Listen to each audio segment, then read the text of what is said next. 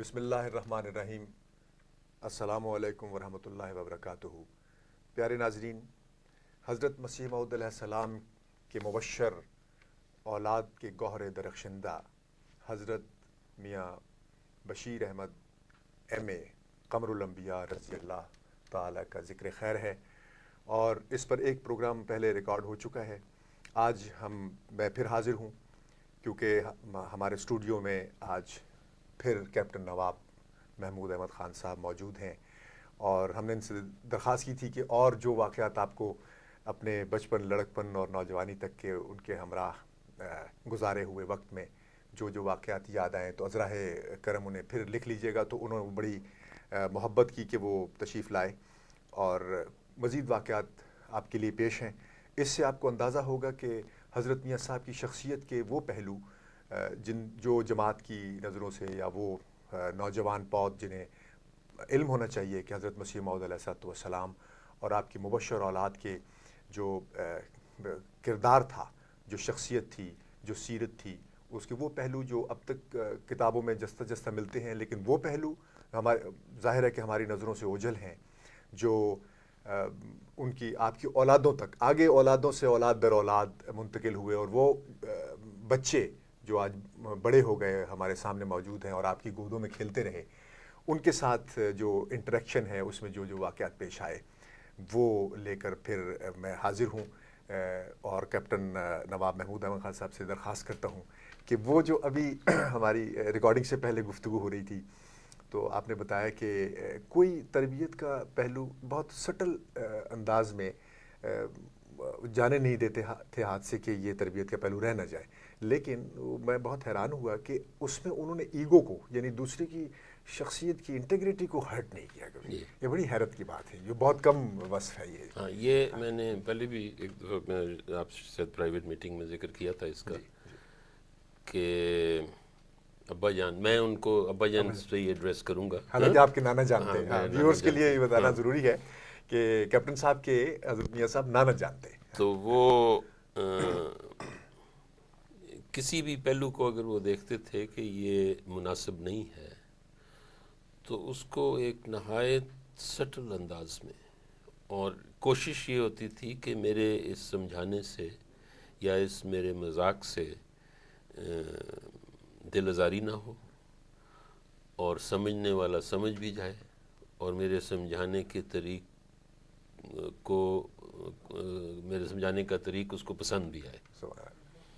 تو چنانچہ ایک چھوٹا سا واقعہ ہے کہ یہ احساس تھا کہ بزرگوں کو بچوں کو باقاعدہ ملنا چاہیے، یعنی جو بچوں کی عادت ہے کہ بزرگوں کو دیکھ کے بھاگ جانا۔ تو میری جو بہن بڑی ہے میں سے، وہ کچھ عرصہ نہیں جا سکی ملنے۔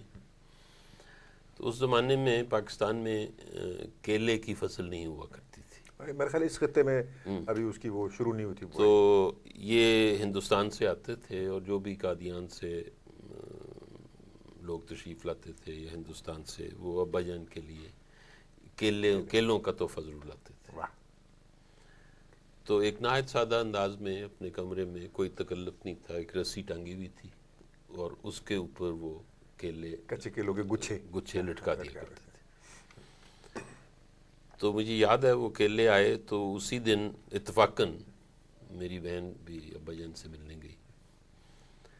تو اب کہنا تو یہ تھا کہ تم بہت عرصے سے ملنے نہیں آئی، تو اس کو کہنے لگے کہ اس نے جا کے جب سلام کیا تو کہتے کہ وعلیکم السلام، مگر کیلے ابھی کچے۔ تو میسج اس کو لاؤڈ اینڈ کلیئر مل گیا، مطلب اس نے اس کو مذاق کو بھی انجوائے کیا، اور باہر آ کے کہا کہ بھائی جان مجھے دراصل یہ کہہ رہے تھے جلد ملا کرو، ہاں، کہ تم کیلوں کی وجہ سے آئی۔ حالانکہ وہ بھی چھیڑا ہوگا، چھیڑا کہ اگر کیلے نہ آتے تو شاید آج بھی نہ آتی۔ تو یہ ایک طریقہ تھا ایک ان کا سمجھانے کا، اور ڈائریکٹلی اگر کسی کو سمجھایا ہے، اور میں جانتا ہوں سمجھایا ہے، لیکن اس کا کسی کو وٹنس نہیں بنایا۔ مطلب اگر کوئی بہت سیریس چیز کسی کو سمجھانی ہے تو اس کو علیحدہ لے گئے ہیں، اور کوئی بہت سیریس معاملہ ہے، اور اس کو اپنے کمرے میں بٹھا کے نہایت تحمل اور پیار اور محبت سے، تاکہ وہ ایکسپوز نہ ہو کسی اور کے سامنے، یہ اس چیز کے لیے بہت محتاط تھے۔ واہ واہ، میں چند ایک واقعات جانتا ہوں جن کا ذکر کرنا مناسب نہیں ہے، کہ لوگوں کو سمجھایا، لیکن اگر کوئی کھڑا ہے تو اس کو کہا کہ بھی آپ باہر چلے جائیں، میں ذرا بات کرنا چاہتا ہوں، اور یا ایسے حالات پیدا کر دیے کہ آپ خود اٹھ گئے۔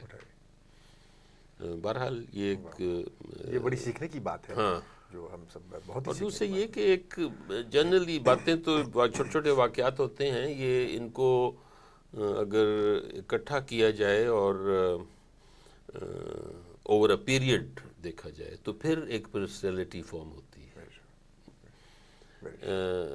ان کی ایک مکمل شخصیت تھی، جس طرح میں نے اپنے پہلے اس میں کہا تھا کہ جس میں مجھے بشری کمزوریاں تو ضرور ہوں گی، وہ ہر انسان میں ہوتی ہیں، لیکن خوبیاں اتنی زیادہ اور چمکدار تھیں کہ وہ بشری کمزوریوں کے اوپر نظر نہیں پڑتی تھی، اور نہ پڑی نہ میری پڑی۔ یہ ان کی پرسنالٹی کا لب لباب تھا کہ ان کی خوبیاں اتنی روشن تھیں کہ وہ جو بشری کمزوریاں ہیں ان کے اوپر نظر نہیں پڑتی تھی۔ عجیب ہے، ایک شعر یاد آیا کہ وہ شعاع حسن تیرے حسن کو چھپاتی تھی، ہاں بالکل، وہ روشنی تھی کہ صورت نظر نہ آتی تھی۔ بالکل۔ تو اسی طرح بچپن میں ہی ایک دفعہ میں نے، بچہ تو نہیں تھا میں، لیکن بہرحال رسالہ الوصیت کا مطالعہ میں نے نہیں کیا ہوا تھا، تو میرے ذہن میں سوال اٹھا کہ یہ ابا جان کی جو وصیت تو ضرور ہوگی، اور ان کا نمبر جو ہے وہ 1 2 3 4 کے چکر میں بالکل ابتدائی ہوگا۔ تو میں نے پوچھا کہ ابا جان آپ کا وصیت نمبر کیا ہے؟ تو اس کا مجھے جواب نہیں دیا، خاموشی سے اٹھے اور رسالہ الوصیت لے کے آئے، اور اس میں مجھے کہا کہ تم اس کا مطالعہ کرو، لیکن اس سے پہلے ایک سرخ سیاہی سے نشان لگایا کہ مجھے اور میری اولاد کو خدا تعالیٰ نے اس سے مستثنا رکھا ہے۔ کچھ یہ الفاظ تھے، میں کہوں یہی ہیں، مطلب یہ ہے کہ مجھے ڈائریکٹلی یہ نہیں کہا کہ مجھے اس کی ضرورت نہیں ہے، وہ بھی ایویڈنس لے کے ایویڈنس، اور وہ بھی مسیح موعود علیہ السلام کے الفاظ میں، اور پھر یہ کہ آپ رسالہ پڑھنے کی تحریک کرنی۔ تو اسی کنیکشن میں مجھے ایک اور بات یاد آ گئی ان کی، کہ میری خالہ تھیں امت المجید بیگم، جن کو عام طور پہ بی بی موجن کے نام سے لوگ جانتے ہیں، ان کی اور بیگم صاحبزادہ مرزا انور احمد، ان کی بڑی دوستی تھی، ایک عمر کی ہیں، اور وہ ابا جان کی نواسی تھی۔ ان دونوں کی دوستی بھی بہت تھی، اور ایک جس کو کہتے ہیں ایک خاموش مقابلہ بھی تھا، جس کا ابا جان کو میرے خیال میں احساس تھا۔ بیگم مرزا انور احمد صاحب کی ساتھ، مگر دوستی بہت تھی، محبت اور پیار بہت تھا دونوں میں۔ تو اسی سلسلے میں ایک دفعہ بیگم مرزا انور احمد نے میرے نانا ابا جان سے پوچھا کہ مسیح موعود علیہ السلام نے تو فرمایا کہ مجھے اور میری اولاد کو اللہ تعالیٰ نے مستثنا رکھا ہے، تو اس میں تو پوتے پوتیاں اور نواسے یہ بھی آ جاتے ہیں۔ تو ابا جان ایک اپنے خاص طریقے سے مسکرائے، جب وہ ہنستے تھے تو اپنی بے ساختہ ہنسی کو کنٹرول جب وہ کرتے تھے تو ان کا کندھا ہلا کرتا تھا۔ ایک خاص، مجھے کسی نے بتایا کہ مسیح موعود علیہ السلام کا بھی جب ہاں بے ساختہ ہنسی، مجھے اس کا پتہ نہیں، لیکن بہرحال میں نے سنا ہے کسی سے، تو وہ اس طرح ہنسے اور کہا کہ ان کا نام لے کے کہ نہیں یہ آتے تو نہیں ہیں، لیکن اگر آ بھی جائیں تو موجن آ جاتی ہے، تم پھر بھی نہیں آتے۔ انہوں نے پھر چھیڑا وہ جو آپ بتا چکے ہیں کہ بے انتہا شگفتہ طبیعت تھی۔ یہ مطلب یہ چھوٹی چھوٹی چیزیں ہیں، مگر اس سے ان کی اس مزاج اور اس طریق کی وجہ سے ان کی شخصیت میں ایک عجیب قسم کی کشش تھی، جو کیا خاندان کیا غیر خاندان کے لوگ اپنی تمام جو مسائل اور مسئلے اور پرابلمز لے کے ان کے پاس کہ حضرت میاں صاحب کے پاس جانا ہے، حضرت میاں صاحب کے پاس جانا ہے، اور بھی بہت سے بزرگ تھے میں نے تو تصویر دیکھی اور بہت لیکن سارے ادھر چلے آتے تھے. اتنی اصل میں اتنا حشاش بشاش ڈسپوزیشن جو ہے نا، وہ ایسی ایک بڑی وہ تانتا بندہ ہوتا تھا، کشش پیدا کرتا تھا. وہ جو اسی کانٹیکسٹ میں آپ کو چند واقعات اور بھی تھے جو آپ نے پہلے بھی سنائے تھے. کہانی کے یہ ہیں، ایک مثلاً جو آپ کے سب سے بڑے بیٹے تھے مرزا مظفر احمد ایم احمد صاحب، ان سے بے پناہ تعلق تھا آپ کو، اور اس محبت کی وجہ ان کی سعادت مندی بھی تھی. چنانچہ مجھے یاد ہے کہ ایک دفعہ ابا جان کی طبیعت میں بے چینی تھی، گھبراہٹ تھی، پھر رہے تھے، اور ماموں مظفر کی طرف سے کوئی چیز آئی تھی یا کوئی خط آیا تھا، کوئی ایسا سلسلہ تھا. تو مجھے کہتے ٹہلتے جاتے تھے اور کہتے جاتے تھے کہ میں نے اپنی زندگی میں اتنا سعادت مند بچہ نہ کبھی دیکھا ہے اور نہ کبھی سنا ہے. واہ واہ. اور بہت شدت کے ساتھ تھا کہ اللہ تعالیٰ ماموں مظفر کو اولاد سے نوازے.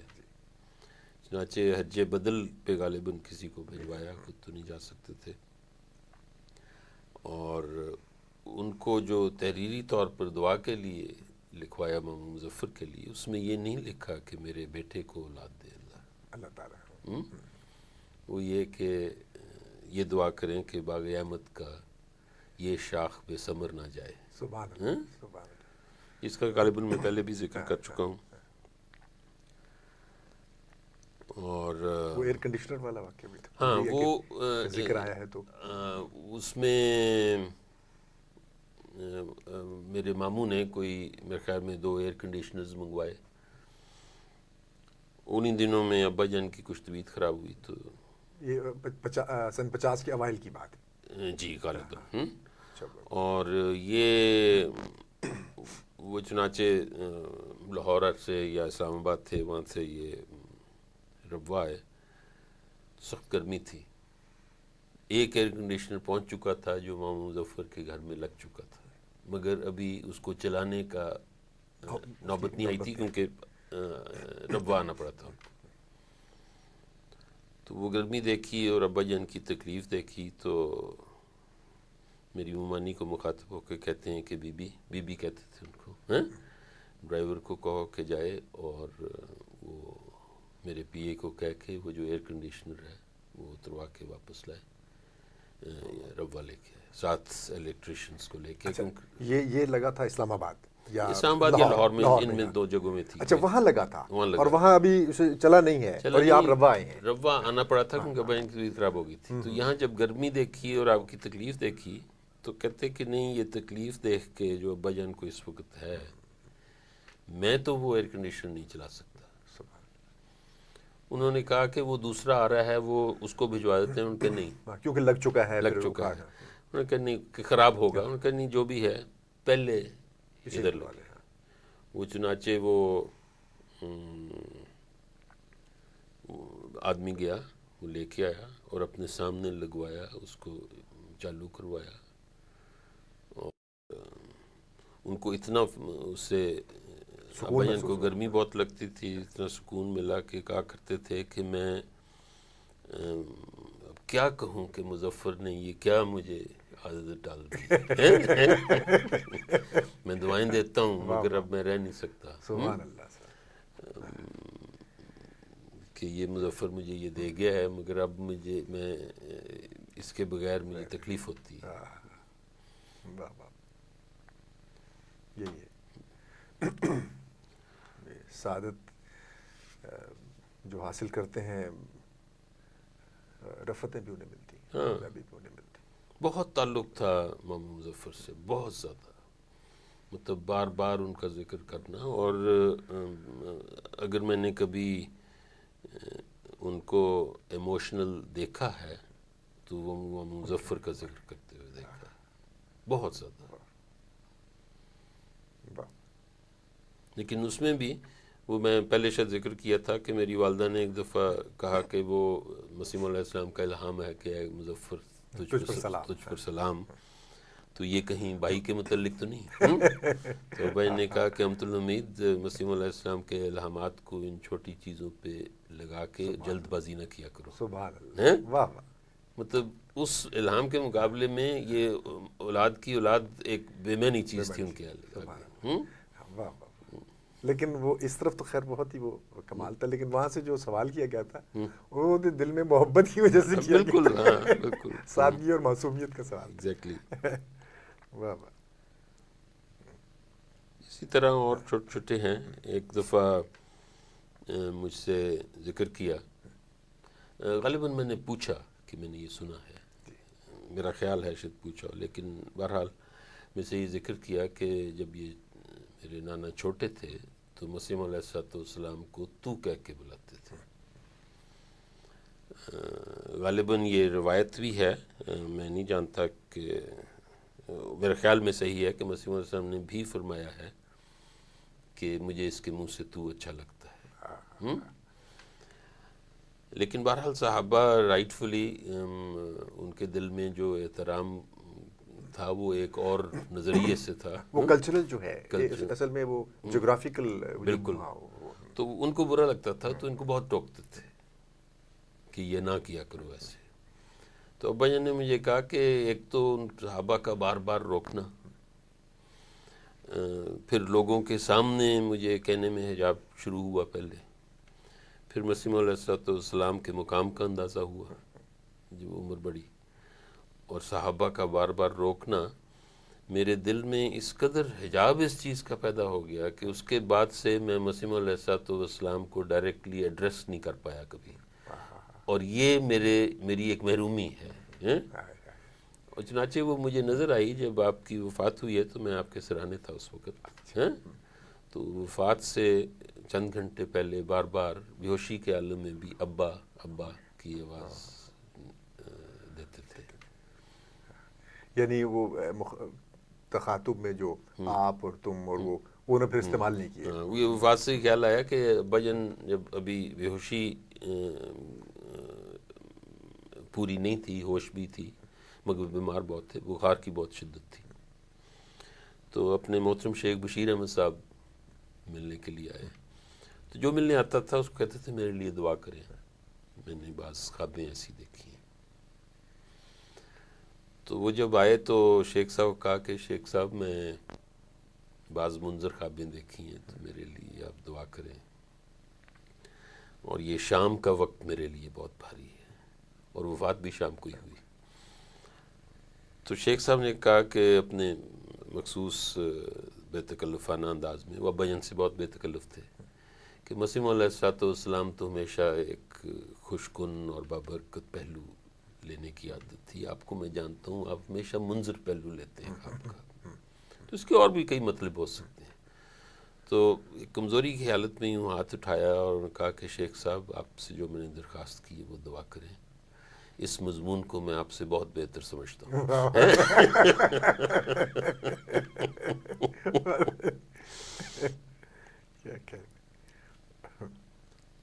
تو بس یہ چھوٹی چھوٹی چیزیں ہیں. اور بیماری میں اپنے ماموں مظفر نے بڑی خدمت کی. ان کا ایک آفیشیل دورہ تھا پنڈی کا، جس سے ان کو لوگوں سے سن کے اندازہ ہو گیا کہ جا رہے ہیں، تو کسی کو کہا کہ مظفر کو بلاؤ. 1963 کی بات ہے جی. کون سا مہینہ تھا؟ میں غلط بات نہیں کروں، مجھے یاد نہیں رہا. لیکن بہرحال جب وہ ماموں مظفر آئے تو ان کو کہا کہ میں نے سنا ہے کہ تم کل اسلام آباد جا رہے ہو شام کو. تو ماموں نے کہا کہ نہیں ابا جان، کل نہیں، اگر آپ کی طبیعت اچھی ہوئی اور آپ نے اجازت دی تو پرسوں مجھے جانا ہوگا کسی سرکاری سلسلے میں. کہتے پرسوں جانا ہے؟ انہوں نے کہا ہاں جی پرسوں جانا ہے. کہتے بس پھر ٹھیک ہے. اور اگلے دن شام کو وفات ہو گئی.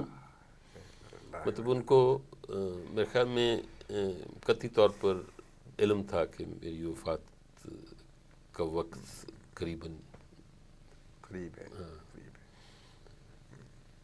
کیا کہ اور ستمبر کا مہینہ ہوا تھا. سپٹمبر تھا میرے خیال میں. I think it was September 1963. یہاں لاہور میں ریس کوس روڈ پہ وفات ہوئی تھی. ایک دفعہ اسی طرح ان کی مزاح کی جو ایک طریقہ سمجھانے کا خاص گڈ ہیومر. میرے ماموں تھے مرزا منیر احمد. ان سے کسی غیر جماعت دوست کو کام پڑا. اس نے ان سے جا کے ملا اور میرے ماموں نے آؤٹ آف دا وے جا کر ان کا کام کیا. 2-3 بار اس کے ساتھ اسلام آباد لاہور بھی گئے اور کام ہو گیا. اس کے بعد اس نے ابا جان کو خط لکھا کہ میں یہ خط آپ کو اس لیے لکھ رہا ہوں کہ آپ مبارکباد کے مستحق ہیں کہ اتنا ایسا بیٹا آپ کو اللہ تعالیٰ نے دیا ہے جو لوگوں کے لیے جس کا وجود جو ہے وہ مفید ہے. اس میں میاں منیر احمد صاحب اگر میرا کام نہ کرتے تو مجھے بہت نقصان ہوتا. اور میں آپ کو مبارکباد دینے کے ساتھ یہ کہنا چاہتا ہوں کہ میاں منیر جو ہیں وہ دراصل پرلے درجے کے شریف انسان ہیں. ان کو فوراً جواب دیا کہ اللہ تعالیٰ آپ کو جزائے خیر دے اور یہ اللہ کا احسان ہے کہ اس نے منیر کو توفیق دی کہ وہ کسی کے کام آ سکے. لیکن میں آج تک پرلے درجے کے بدماش سنتا آیا تھا، شریف پہلی دفعہ وہ اس کے استعمال درست نہیں تھا. ہاں بالکل. اور مسیح علیہ الصلوۃ والسلام کے صحابہ کا احترام اور ان کی موجودگی، ان کی زندگی کا بڑا احساس تھا. جب یکے بعد دیگرے ان کی وفات صحابہ کی ہونی شروع ہوئی، ان کی ایسی عمریں تھیں کہ ہمیں تو یہ لگتا تھا کہ ہر دوسرے دن مسجد میں اعلان ہو رہا ہے کہ فلانے صحابی کی وفات ہو گئی. ان دنوں میں ابھی آرڈیننسز کا زمانہ نہیں تھا تو مسجد میں اعلان کیا جا سکتا تھا. اب تو کوئی وفات ہو تو سرگوشی کے انداز میں بتانا پڑتا ہے. تو بہرحال بار بار مجھے یہ اس بات کی تلقین کرتے تھے کہ دیکھو یہ لوگ جو ہیں یہ اس وقت کی قدر کرو، ان کو ملا کرو. ان پوچھتے تھے کہ ملے تم مولانا مراجی صاحب کو مل کے آئے، حافظ شاہ جہان پوری صاحب کو مل کے آئے، یہ چند ایک بزرگ تھے. اور جب کسی صحابی کی وفات ہونی تو مجھے یاد ہے قریباً ہر صحابی کی وفات پہ ایک مضمون چھوٹا سا چھپا ہے ان کا، جس کو وہ اس شعر سے شروع کیا کرتے تھے کہ جو بادہ کشتے پرانے وہ اٹھتے جاتے ہیں، کہیں سے آب بقائے دوام لا ساکی. وہ یہ مجھے شعر اس وقت بہت پسند آتا تھا اور ابھی بھی بہت پسند ہے، کیونکہ یہ بالکل لگتا تھا کہ یہ اسی چیز کے لیے کہا گیا ہے. واہ واہ واہ واہ. تو فی الحال تو یہی ابھی یاد ہیں. اب کیا کہنے. بہرحال بات دراصل یہ ہے کہ ان کی جو پرسنالٹی ہے اس کو لفظوں میں بیان کرنا مشکل ہے، ان کے ساتھ رہنا بہت ضروری تھا. کیا کہنے. جو آپ نے بالکل وہ چونکہ آپ نے جو ساتھ وقت گزارا ہے اور جو چیز محسوس کی ہے وہ ظاہر ہے کہ وہ، اور یہ ایک حادثاتی عمر ہے کہ مجھے رہنے کی توفیق ملی کیونکہ میں ان کا نواسا تھا، ورنہ اس میں کوئی میری خوبی نہیں تھی. لیکن محبت ایسی ہوئی کہ آپ انہیں ابا جان کہتے تھے. ایسی محبت ہو گئی. اور آپ سے جو کہا، جو گزشتہ مرتبہ بتایا کہ جو درس کے بعد یہاں سے ہوتے جانا، میں سے کھجور لے کے جانا، تو دس آل شوز اتنی محبت. کیا کہنے.